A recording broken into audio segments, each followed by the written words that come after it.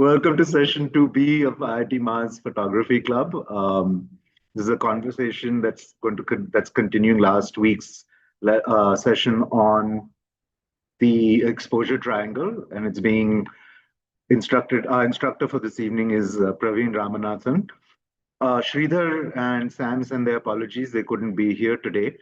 However, Sridhar will be here for his session next week on December the 20th, which will be session number 3. Just a reminder to everyone, if you have questions, please post them in the chat box and we'll be able to answer them at the end of the session when we have time allocated for such. So with that, over to you, Praveen.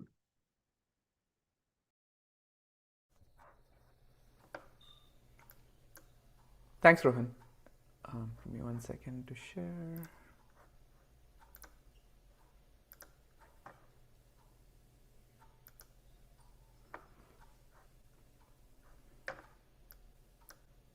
Okay. All right. Hello, everyone. Welcome to the second part of session 2 of Mastering Digital Photography, organized by the IIT Madras Alumni Association Photography Club. My name is Praveen Ramanathan and I will be your instructor today. So in today's session, we'll do a quick recap of aperture that I covered in detail in the last session, and then do a deep dive into the remaining of the exposure triangle, which is this shutter speed and ISO. I'll demonstrate with some live demos to show you the effects of shutter speed and ISO, followed by Q&A. For those of you joining us this week, here is my quick bio. I'm a landscape photographer based in Bay Area, and I've been exploring portrait and event photography for the past few years. I've used the Nikon SLR and mirrorless systems in the past, and then I've been on the Sony A7R system for the past couple of years. To recap, aperture is the circular hole in the lens that lets the light in, which means the larger the aperture, the more light falls on the sensor, right? Apertures are measured in f numbers, which is the ratio of the focal length to the diameter of the aperture of the hole itself. So a 50 mm lens with a diameter of about 18 millimeters would have an approximate aperture of f2.8, right? So f numbers start with 1 and they go all the way to f32 and beyond in steps of square root of 2, because it scales by the area of the hole, which is pi r squared. We also talked about how aperture affects the depth of focus or depth of field of a photo, which is how much of the image is in focus, right? What depth of image is in focus. So smaller f numbers like f2.8, that means a larger aperture, will have a shallow depth of field, which comes in handy when we want to separate the subject from the background. Larger f numbers have a wide depth of field, but the image quality is affected by diffraction, which is nothing but light scattering from the edges of the aperture blades when you go to higher f numbers. We concluded last session with how to achieve a good bokeh or bokeh with the help of your aperture and focal length, and we looked at a few examples last week.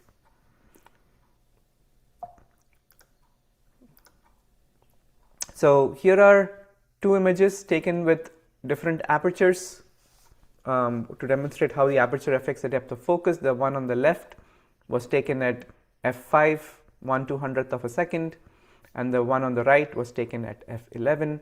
And you can see how more flowers are clear in the background, are in focus in the photo. That was taken at f11. So that's a quick example and about the depth of field that your aperture provides. So enough about aperture. Let's move on to the next thing, which is the shutter. So the shutter is the part of the camera that controls how long the light falls on the sensor, and how long a shutter is opened is measured in seconds, right? So longer shutter speed means it lets in more light. That's very straightforward. So you can use shorter shutter speed to freeze motion. And then longer shutter speed will blur the motion. So that's the very simple, straightforward thing about shutter. Right? So shutters in general can be classified into two major categories, the mechanical shutter and an electronic shutter. So let's look at what a mechanical shutter is and how it works. So a mechanical shutter is a physical piece of metal or cloth that covers the sensor. Nowadays it's typically made from aluminum or titanium. So when the shutter button is pressed on the camera, the mechanical shutter opens, exposes the sensor for a limited period of time, and then closes. Right? There are two different types of mechanical shutters. One is called a leaf shutter, and the second one is called a focal plane shutter. So let's look at what these two types of shutters are. The leaf shutter is probably the oldest type of shutter. It's located in the lens itself at the same location where your aperture is. And the shutter actually opens from the middle towards the outer rim and then closes back. So the width of the opening acts as the aperture, and the time it opens is the exposure time for the shutter, right? So because of this, and this is located in the lens itself, right? This is not in the camera. This is located in every lens. And because of this construction, it's not actually possible to reach extremely fast shutter speeds. And for cameras that have to swap lenses, every lens would need a leaf shutter. So it makes the lens larger, heavier, bulkier, more expensive. So leaf shutters are pretty much not used nowadays in modern cameras, in modern lenses. Most, and I would say almost all modern cameras have moved to a focal plane shutter, mostly because of speed and cost reasons. The focal plane shutter is located inside the camera, and with this system, lenses are smaller and less expensive. So that's the big thing for focal plane shutter. So it actually works, it's not one shutter, it actually works with two curtains. So one is called the front curtain, one that opens, and the second one that's called the rear curtain that closes afterward. Right? So you can see in this picture here, when it exposes the picture, there is the first curtain that opens up first, and then there is a curtain behind that comes and closes the shutter, right? And because of the sensor dimensions, the shortest distance for a shutter to travel is in the vertical direction, right? So for a certain exposure time, the sensor will be completely exposed to light, right? But when the shutter speed becomes faster and faster, the second curtain actually starts to close before the first curtain has completely opened, right? In that case, the opening becomes as like a small slit that exposes the sensor, starting at the top and then ending at the bottom. So why is this important to understand this concept of the two curtains, right? Because when we use a flash, the small slit doesn't allow the sensor to receive that short flash of light, right? So only when the sensor is exposed completely will a flash allow proper exposure. So the maximum shutter speed that will expose the sensor completely is called the flash synchronization time. If you look at any of your cameras, you will have a specification somewhere that says this is the speed, this is my shutter speed. That is a maximum shutter speed that we can use with some of your flashes, right? This is the reason why that is. But the pros on the other side is that this focal plane shutter allows for very fast shutter speeds, which is up to 1/8,000th of a second.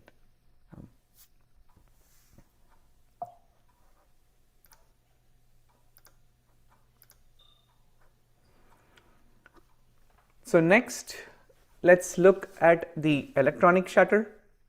With the electronic shutter, there are no moving parts. The sensor is powered for a period of the exposure, of the period of the time, and then the camera reads out the data, right? So this allows for silent shooting, right? And because there are no mechanical moving parts, it also allows for faster exposure times, even up to 1/64,000th of a second or more. Which is why, and sometimes in your phone cameras, when you look at the EXIF data, you might see some really fast shutter speeds. This is why, because all of your phone cameras are typically electronic shutters, right? So there are actually three types of electronic shutters. The normal electronic shutter, which is just purely electronic, but then there is something called an electronic first curtain shutter, which is a hybrid, a mix of electronic and mechanical shutter. And the last one is a global shutter. So with a normal electronic shutter, the reading out of the sensor data is line by line. That's how it reads. So although the exposure time can be very fast, the readout time is limited to the how fast the processor can read out the data from the sensor. That's called the bandwidth. So there is only so much information that can be recorded at once, right? So which means that now you are at the mercy of the electronics and not the mechanical parts. So the benefit is that there's lack of sound, so which means, because there's no moving parts, there's no vibrations introduced by the shutter as well. But as said, the fast exposures are possible, but there are downsides, right? This is called a rolling shutter effect. I'll go over this in another slide just after this. So there is a rolling shutter effect, and then the flash synchronization times are also less fast because of the readout limitation. So that's the disadvantages of a normal electronic shutter. The electronic first curtain shutter is a combination of mechanical and the electronic shutter. So the exposure starts electronically and then ends with a mechanical second curtain that closes down, right? So in a way, it's a mechanical shutter with the benefits of an electronic shutter. So there is no need to close the first curtain before the exposure, and so there's no vibration due to the movement of the first curtain. So that's why it's less noisier than a pure mechanical shutter, right? And also faster flash synchronization times are possible with this electronic first curtain shutter. But again, it is prone to image deformation. There can be some artifacts like banding if you're in an artificial light situation and you're using electronic first curtain shutters. Some of you might have experienced if you're in a concert, indoor concert with flickering lights. You might see things like banding, and that's because the exposure, the front curtain or the rear curtain is coming and closing, and the line is getting read one by one. It also has an effect on bokeh, which actually can get deformed and becomes less attractive. So most of the time, bokeh, you would see nice round balls of light, defocused light at the back, but with electronic first curtain shutter, you might be seeing something like an oval shape or an egg shape sometimes because of this, right? So the downsides of the electronic shutter can be eliminated completely by recording the complete shutter in one single moment instead of line by line, and this is called the global shutter, right? For this, you need an extremely large bandwidth is necessary to accommodate all the information at once, right? There is also a fast image processor that's necessary to consume all that data in general. So the benefit of a global shutter is that there will be no artifacts of a rolling shutter, but there are downsides as well. So global shutter requires a lot of power, which results in more heat. And when the sensor heats up, it doesn't perform well. There's a lot of noise that is introduced when the sensor heats up, and there's a lot of technology that goes in to actually keep the sensor cool. So there's a lot of signal loss, and signal loss means that the dynamic range, the ISO performance, they all fall short compared to other modern sensors, which is electronic first curtain. But there are cameras out there that use a global shutter. So it's just a matter of time before all the companies figure out and solve and reduce these issues, and then global shutters will become ubiquitous.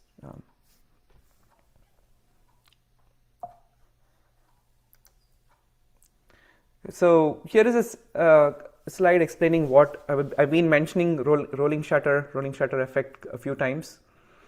So the rolling shutter is a type of image distortion that happens when the motion of the subject is too fast for the camera sensors to capture it correctly or fast enough, right? So the subject is moving too fast, faster than the camera sensor can read out, right? So the rolling shutter effect is a distortion that's caused by the camera that's capturing a line by line instead of all at once. So here are a few examples that you can see. So it creates this kind of a jello effect in images that are fast moving or that are panning very quickly. So if you've taken pictures of helicopter with their blades rotating, or if you've taken pictures of cars in races moving too fast and you're trying to pan, you would notice this kind of distortion, right? The effect can also occur if the subject is static but the camera is also in rapid motion, right? Because you're trying to pan. So if the subject is static but you're panning your camera, so that also can cause rolling motion. And you can see in this example of the baseball bat that's actually that's bent this way. So you can see here how that's a artifact of the rolling shutter as well, right? So the fan blades are completely distorted in this picture. The helicopter blades are also, you can see it's like looks like they're bent, and so that's the rolling shutter.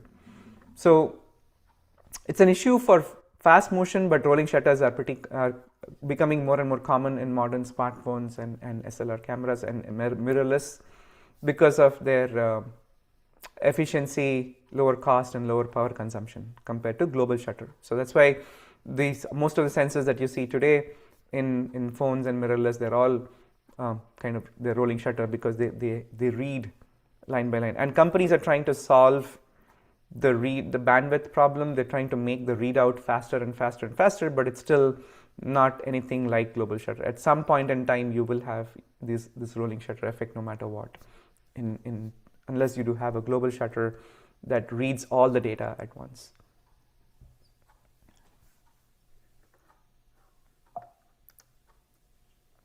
Okay, so let's look at a few samples. So here are two photos that were taken at the same location. The first one was taken at 1/125th of a second at f7.1 and ISO 100. The second one was taken at the same f number, f7.1, ISO 100, but with the help of a new variable neutral density filter, I was able to expose the scene for about 13 seconds.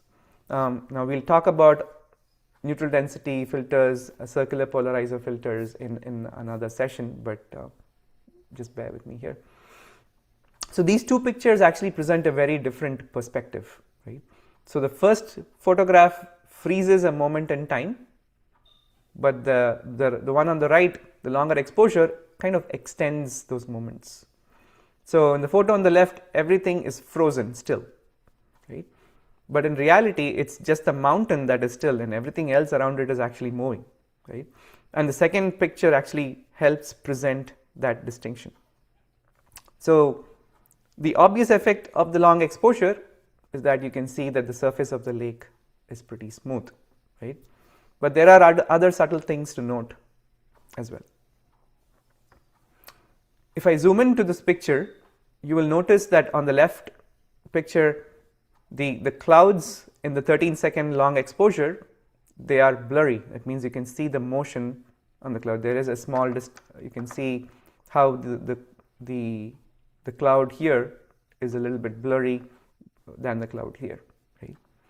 And again, if you look at the bottom left corner, there is movement in the grass as well. The grass in the left picture is a little bit more crisp still, whereas on the right with the long exposure, it's all mashed up. You can see movement in the grass fluttering in the wind, right? So this is what a long exposure or a slower shutter speed does to the picture. It gives us this effect. On the other spectrum, here are a couple of pictures. So this is a shot taken from a boat of a pair of dolphins that were trying to breach the surf, right? So I used a shutter speed of about 1/400th of a second.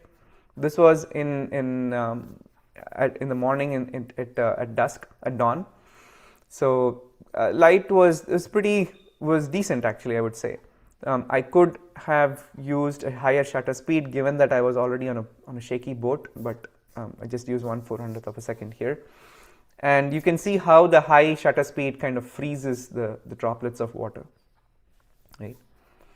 And here's another picture that I took of a red-footed booby seabird, again in Hawaii. So here I had to use a shutter speed of about 1/640th of a second to capture this bird in flight. Right? So higher shutter speeds, faster shutter speeds would let you freeze motion, would let you capture the motion, whereas slower shutter speeds will help you blur the motion.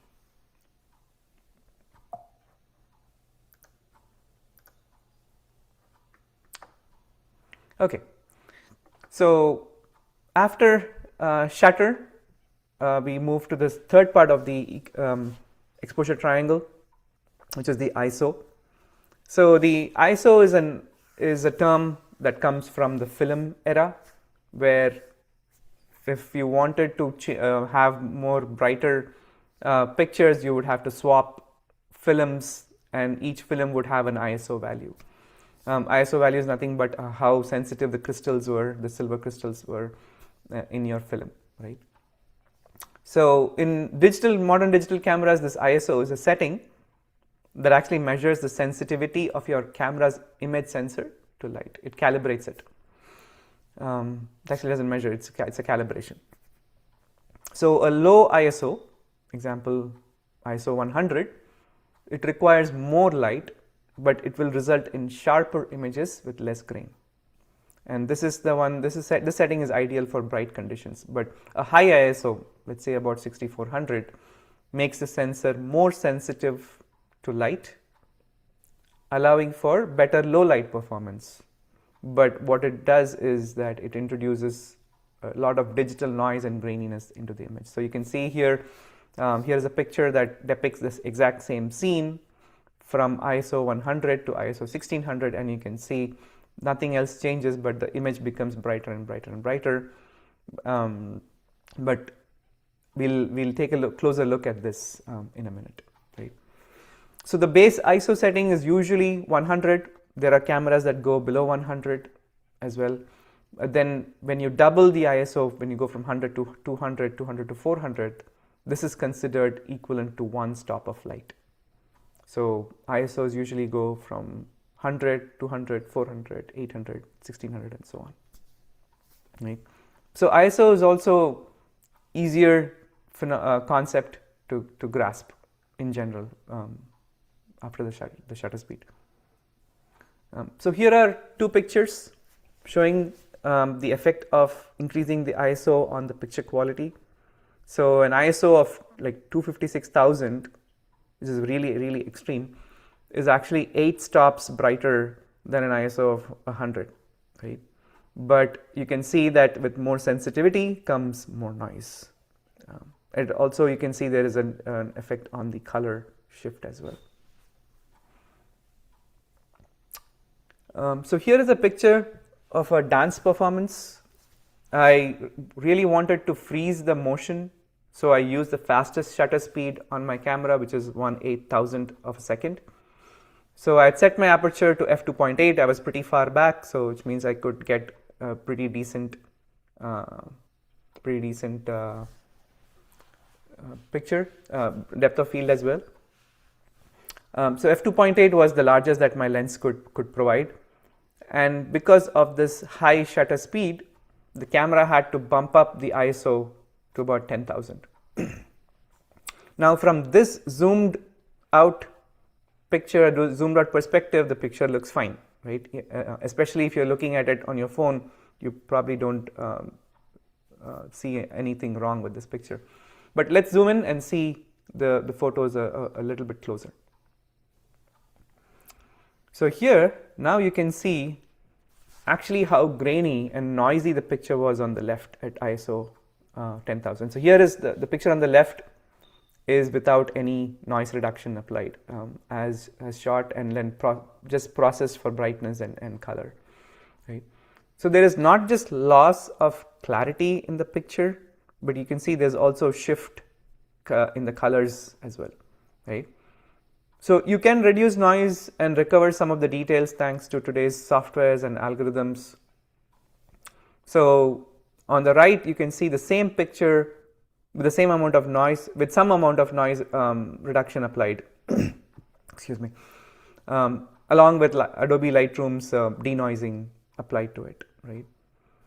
So I was able to recover the quality of picture thanks to all the modern software improvements. That's it. And this is pretty much what your smartphone camera is doing as well, right? So for in a digital SLR or a mirrorless camera, you're having to import this into a software, and then the software takes care of it. Whereas if you're taking a picture on your smartphone, the smartphone is actually is also affected by the same phenomena of noise and ISO, high ISO. But what it does, it does all this computational photography to denoise the picture as much as it can, and then provides you a picture, which is what you see on the right.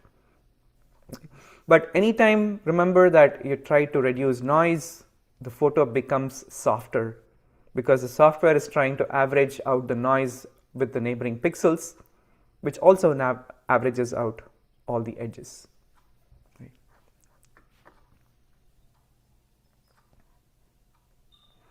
So here are some recommended settings for ISO. So for a bright, well-lit condition environment, if you're outside on a good bright day, make sure that you don't exceed your ISO more than 400. But if you are in a dark environment inside an indoor place like a house or an event, or you're using artificial lights, then you would have to use 800 and above. But the more higher the ISO, the more grainier your image would be, which means either you have to use a software to recover the clarity, or you'll have to deal with the picture, the noisier picture, right? So that's about ISO. Okay. So now let's move on to a live demo. Give me 1 second to share.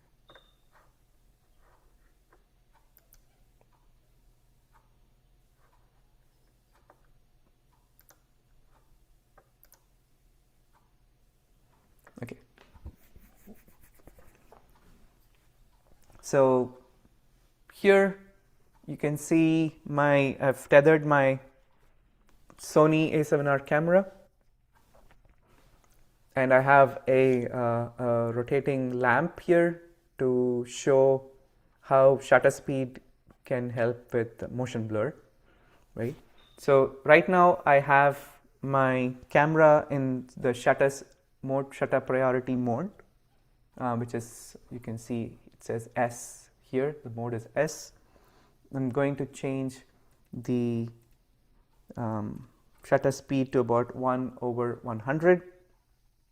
I'm going to leave the ISO as in auto ISO for the camera to figure out the optimal ISO that it thinks. So that's why ISO is 100. I'm sorry, auto. Shutter speed, I've kept it at 1/100. And at this point, the camera says that I need to use an f2.8 aperture to capture this, right? So let's take a picture at 1/100th of a second.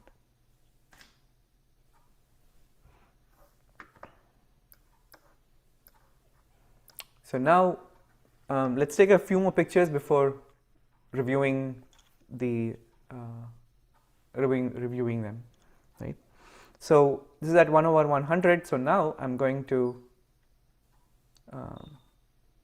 go to 1/140th of a second, right? I'm going to take another picture over here, and now I'm going to go a little bit more slower. So let's say I go to 1/1. Let's go all the way to 1/4 of a second, and then we'll go all the way to 1 second. Right.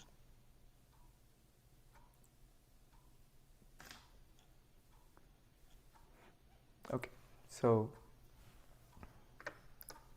I've taken 4 pictures. Let me share that.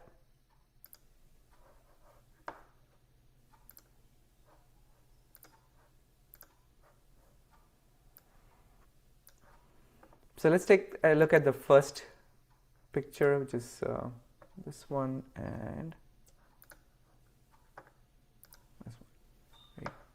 Actually, no, this one here. Okay. All right. So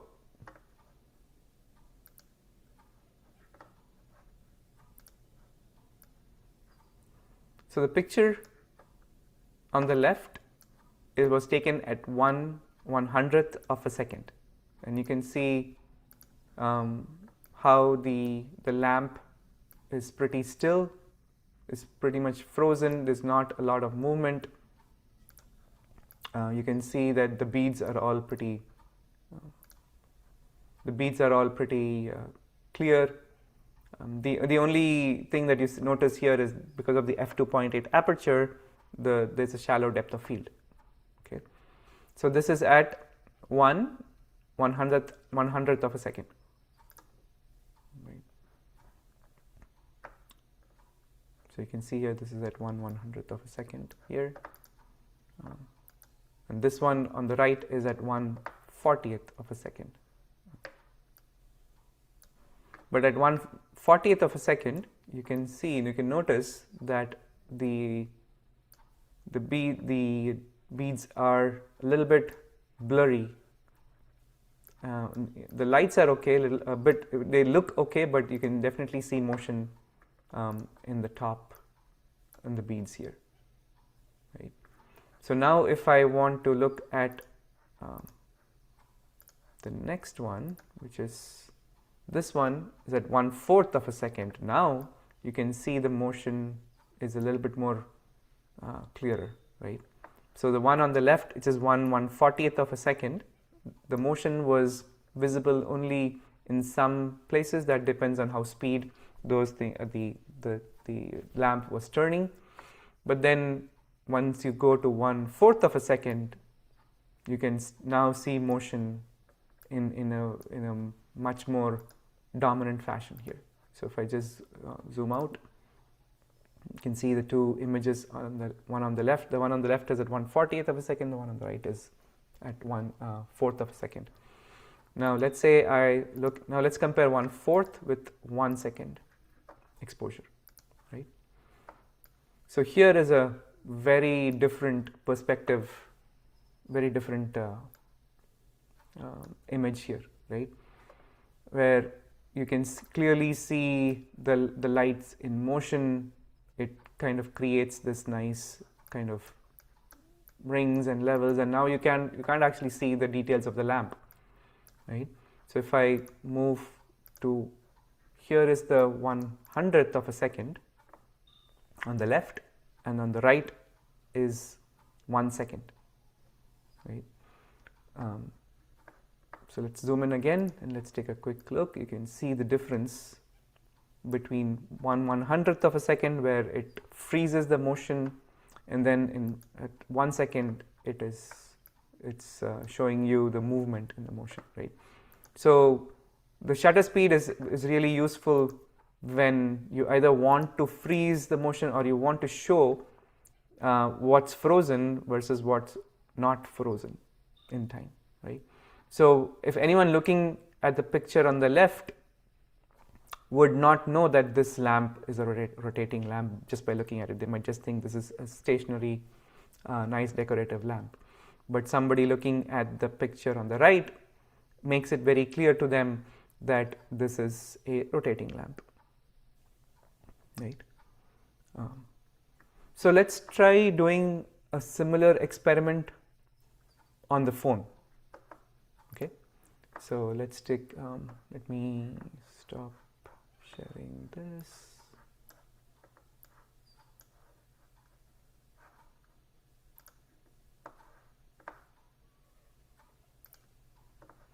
And then let's look at a phone.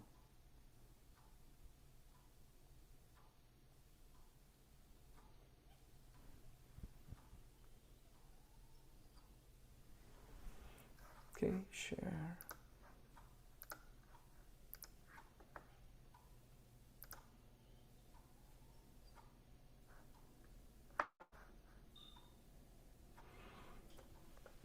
Okay, so what you're seeing here is the same composition, but from my phone, right? So if I just take a picture, just right out of my phone, the default settings, I'm just going to take a picture, and let's take a look at what it did. So here is the picture, right? And let's look at its EXIF data.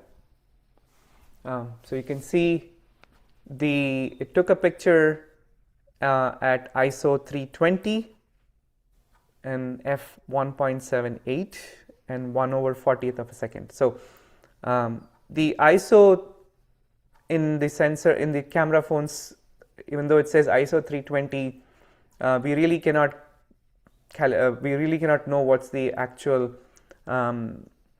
equivalent of the full frame or mirrorless camera. So when they say ISO 320, it is ISO 320. But one of the things that happens is most or all of the smartphone cameras, they actually do a noise reduction by default, so you actually don't get to see the noisy images. They don't want you to see the noisy images, right? So so most of the camera pipelines will reduce all the noise for you and present you with the image, but they say that this image was captured at ISO 320, so we'll take that with a lot of grain.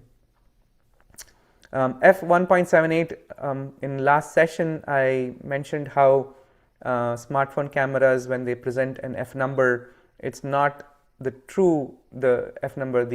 The f number for the full frame equivalent for this particular iPhone 17 Pro is somewhere closer to f5.6 to f6.3, but f1.78 is what they advertise it, right? And this one, and the shutter speed was 1/40th of a second, and that's what this that's what the camera does by default, right? But now if I want to play with it a little bit, I have a manual camera app here. It's a free app that's available in the App Store. It's called just Manual Camera.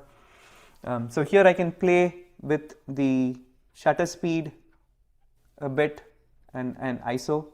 So note that I cannot change the aperture because this is a fixed aperture lens sensor on the phone, but I can play with the with the shutter speed and the ISO. So you can see here, if I look at what is the auto speed that the camera is giving me. So if I set my speed, the shutter speed at 1/30th of a second, then the ISO is around 800 to 900.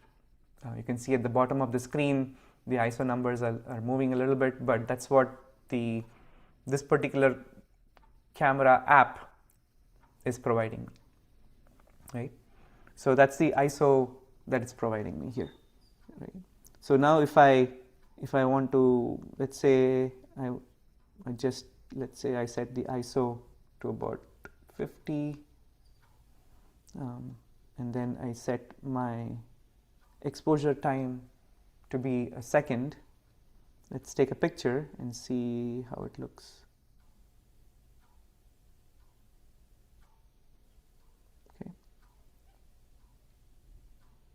you take a picture there, right? So this is how a picture would look that's taken. This is a 1 second exposure, and it takes this picture. Now, if you remember the picture on that's taken from the camera, then you can see here that at 1 second, even at this ISO, the highlights, which is the bright areas, are pretty much blown out, which means that it's very hard. There is no details remaining in those areas, and that comes down to the actual dynamic range that a camera sensor can support. You notice that there is a black background, and sorry, I think I'm showing another older picture. This is not the one that I took. Where's the picture? There you go. Sorry, this is the one. Sorry. So you can see that there is a black background and there is a bright area, the light, which means there is a big dynamic range that the camera has to capture. It's trying to bring up the shadows. It's trying to do a lot of post-processing and computational photography, and in the process it is losing the dynamic range, and all the bright lights kind of blow out, right? So these areas, no matter how much you post-process, you cannot recover any detail from this bright area. So now let's quickly look at, we really cannot see the effect of ISO on the phone photos. It's not really evident because the phone cameras do a lot of noise reduction and post-processing. So let's just quickly move back to the SLR, the mirrorless camera, and look at how how you can see noise when I increase the ISO.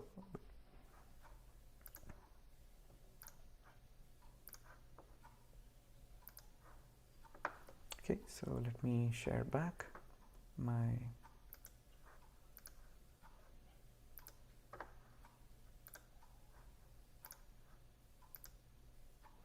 okay, so now I am back to the my shutter priority. So I'm going to keep my shutter at let's say I'm going to keep my shutter constant. So let's say I keep it at like 1/4 of a second, but then I'm going to move away from my auto ISO, and let's take a picture at 100. So you can see here I have it at 1/4 of a second, and then my ISO is 100 here, right? So I take a picture. This time I'm going to focus on the doll in the front so we can see what's happening there, or I can even focus on the picture behind. Yeah, let's maybe focus over there. Okay. So this is ISO 100. So I've taken one picture. So now let's increase the ISO to about 1600 and take another picture of the same at the same speed, and then let's go to ISOs all the way to the max that I have is 12,800.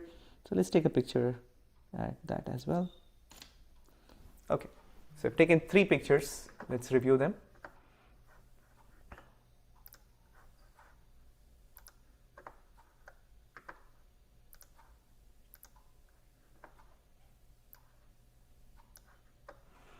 So, okay, right. So this one here is taken at ISO 100. You can see the one on the left is taken at ISO 100. The one on the right is taken at 1600. And at this, from this angle, you really don't see a lot of difference between the two pictures. So let's now zoom in and let's look at the picture here on the right. This is where we focused, so it should be more evident here, right? So you can see the picture on the left is a little bit more cleaner. The one on the right is a little bit more noisier, grainier, slightly grainier, and it's softer, right? It's not as crisp, not as bright. There is some. You can see there is something that you notice here, right? But now let's jump from 800 to 1600 to 12,800. You can see that the picture is definitely more brighter. So let's zoom out and you should be able to see. So the picture on the right with 12,800 is definitely more brighter. That's what ISO gives you. So ISO makes the picture or the sensor more sensitive to light. So I didn't change any of the existing lighting.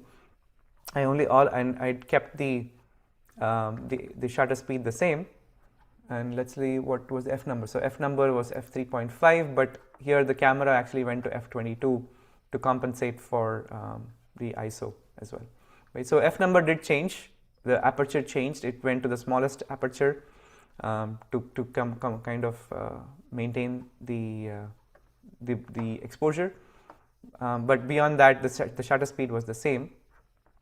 And you can now see when I zoom in that the picture, especially if you look at the darker areas or somewhere even on the brighter areas, that there is a noise. If I zoom in a little bit more, you'll be able to see. Look at the coat area. Look at right. The coat is definitely a little bit more noisier. So you will see. Usually you will see a lot of noise in the darker areas of a photo than the brighter areas of the photo, right? So that's typically how it works. Okay, so that is what I wanted to show in the live demo. We have 10 minutes, and maybe I can just quickly talk over this. So here are a few suggested creative situations for shutter speed, right? Whenever you want to smoothen the water or you want to turn moving people into ghosts, you can use few seconds of a shutter speed to do that. And even for astrophotography, you need to really, it's not few seconds, it might even run into minutes if you want to capture the Milky Way and those kind of stars. Use few tenths of a seconds for stationary subjects, landscape, so that you can get a little bit of motion blur as well if you want. But once you have fast moving subjects such as kids playing sports or dancers on a stage or photographing cars that you want to freeze the action, then use a few hundredths of a seconds. And of course, if for sports, real sports and wildlife photography, especially birds and insects in flight, you need to be closer to about at least a thousandth of a second. So that's your quick creative situations. Yeah, so I can open up the forum for any Q&A. Thank you so much. We have a couple of questions, and again, if anyone has more questions, please feel free to post in the chat. Let's get started with Ramanathan, who asks, how exactly is the sensitivity of the sensor controlled by the ISO setting? So it's not a mechanical, physical thing. It is, think about it as let's say you have a speaker in your home and you want to turn up the volume. So the signal coming in to your speaker, the sound signal from your TV or your device is the same, right? But when you want to crank up the volume, you turn a dial and it internally changes something to increase the volume. So that's how the sensor sensitivity works. So the pixels are photodiodes effectively, or mini LEDs, or photosensitive equipment, and changing the ISO changes what is called a threshold. It's called usually a threshold voltage. You can tune in the threshold voltage in such a way that it makes it more sensitive to light or less sensitive to light. So all it means that for a little bit of light it will give out more current, right? So that's how the ISO works.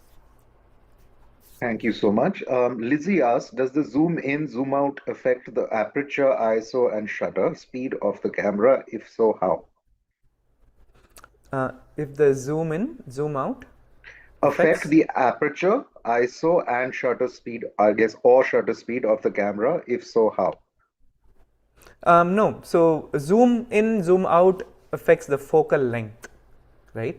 So zooming in, zooming out does not change the shutter speed or the aperture or the ISO. So that is independent. Zooming in, zooming out is a completely different thing. It's a focal length. It changes the focal length, right? But it doesn't change the shutter speed. So you can have the same shutter speed, ISO, aperture combination when you're zoomed out all the way to 24 millimeters. You can zoom in all the way till all the way to 70 or 100 or whatever your lens can do, and keep the same shutter speed, ISO, and aperture. Thank you for clarifying that. Mitesh has asked, isn't it the case that smartphone cameras have a different true F number than what is indicated in the digital/AI based image reconstruction? Yes, that's true. So what there is a slide in my previous aperture session where I talk about this. So what cell phone camera manufacturers usually do is they advertise the focal length of your camera as full frame equivalent. So if you look at the iPhone 17 Pro, they say it's a 24 millimeter focal length lens, but when you take a picture and look at the EXIF data on Lightroom, it will say it's about 6.76 millimeters. So if you do the math, but then the aperture, they advertise it as f1.78, and everybody's like, oh great, this is even better than my lens, which is only f2.8. But then if it's truly f1.78, why do they need computational photography to come up with portraits and blurring the background? Because the actual true F number, if you calculate using the focal length, the size of the sensor, the math lands it somewhere between f5.6 and f6.3, and this is for the iPhone 17 Pro, which is a high-end camera with a high-end sensor. So imagine any low-end phones with low-end sensors would be even worse. It'll be like close to f8, right? So yes, so what you see as in the EXIF data, that f1.78 is not the true F number, at least not the full frame equivalent number.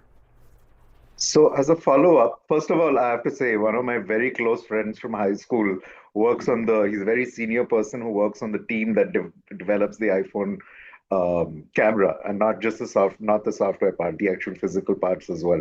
So I'm going to ask him if maybe he can come and talk to us for about 5-10 minutes one day to talk a little bit about whatever he's allowed to, because I'm sure his confidentiality doesn't allow him to speak much. As a follow-up, Lizzie is asking, why does the picture quality get affected in case of zoom in, zoom out? What is the role of focal length in the picture quality? Okay, so if you are on a mirrorless or a digital SLR, that's when you actually get a true zoom in.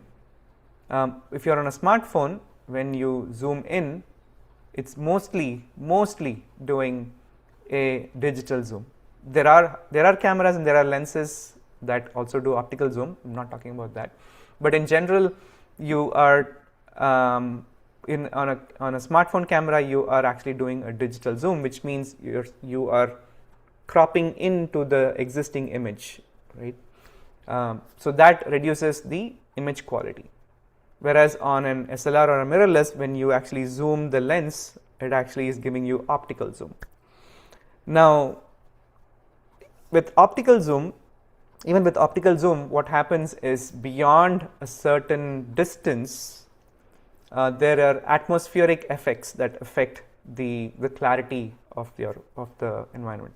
So because when you're taking picture outdoors, you have an atmosphere, you have wind, you have fog, you have dust, you have all the elements, the natural elements, that as you are increasing your focal length, you will see that all those atmospheric effects will start playing a bigger role in your picture quality. So that is what I would say affects the picture quality, and that's where even when you really want to zoom in and you have these long focal lengths, and I think if you have taken pictures of the moon or in the night sky, you would see this as well, that as you are trying to zoom in more and more, you will see a lot of you'll think that it is lower quality image. That's just most of the time it's atmospheric effects.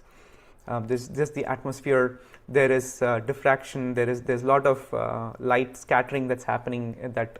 And second thing is also the lens itself, even though it has a wide focal length, if you look at the charts, it will say that the best quality of image, it will be only in certain focal length. So if you have a lens that is going from 20 millimeters to 200 millimeters, let's say, right, it might only give you best image quality either near closer to 20 or closer to 200, but it cannot give you the best image quality everywhere. So camera manufacturers, lens manufacturers, they try to see what is the most optimal cost and materials and optics that they need to do, and then they will say that this lens will give you the best quality at a certain focal length. So, and also just because of the camera, the lens, the way that they are manufactured, the best image quality is always at the center of the sensor. The edges are always pretty soft as well. So most of the times when you take pictures, even on an SLR or a mirrorless camera, the best image quality will always be at the center of the lens and not at the sides. The sides will be a little bit more distorted, a little bit more grainier, because most of the time the subject that you're taking a picture is at the center. All of this shows up when you're doing landscape photography, when you want to have everything in your landscape show up very nice. Hopefully that answered. Our last question for the day, if you could please provide the manual cap information for iPhones, or if you have a suggestion for Android only, we shouldn't discriminate.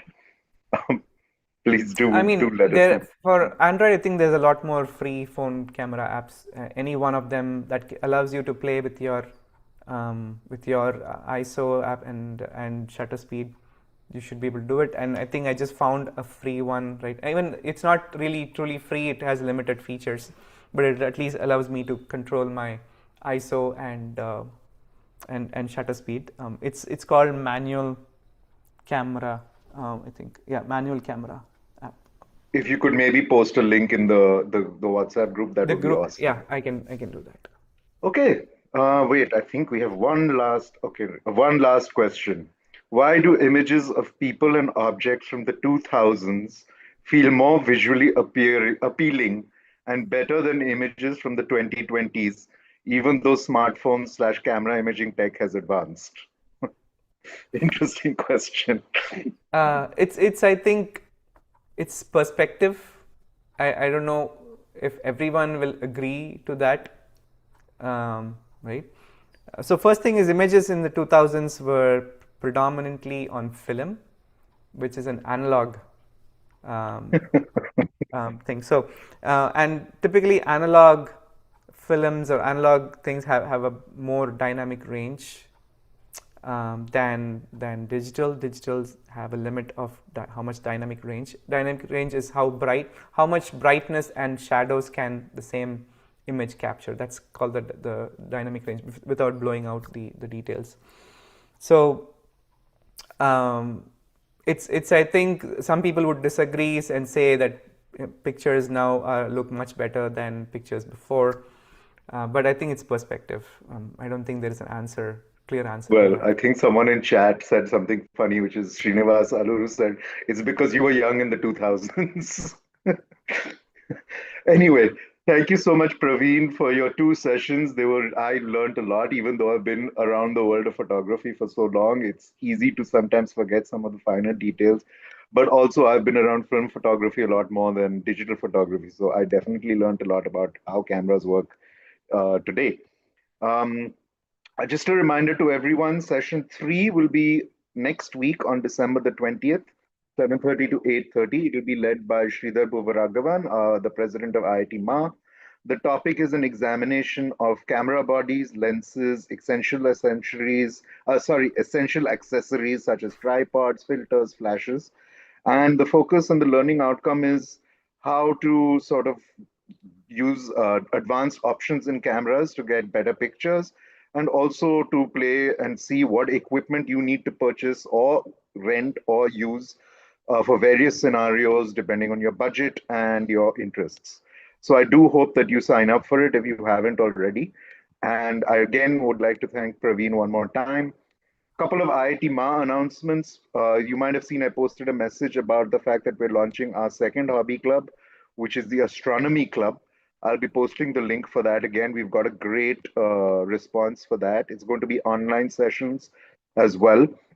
And of course, if you are part of a batch that's celebrating one of your reunions, we have them coming up on the 19th and 20th of December, next week on the 22nd and 23rd, as well as on the 26th and 27th. This is all in December. And then we have a couple of other batches in January. So do check out our event page. We have a lot of local holiday events happening in cities that you live in. We were supposed to go for a rocket launch to ISRO in Chennai, but the weather gods, apparently ISRO has decided to postpone that launch. There'll be a little bit more information coming up on that.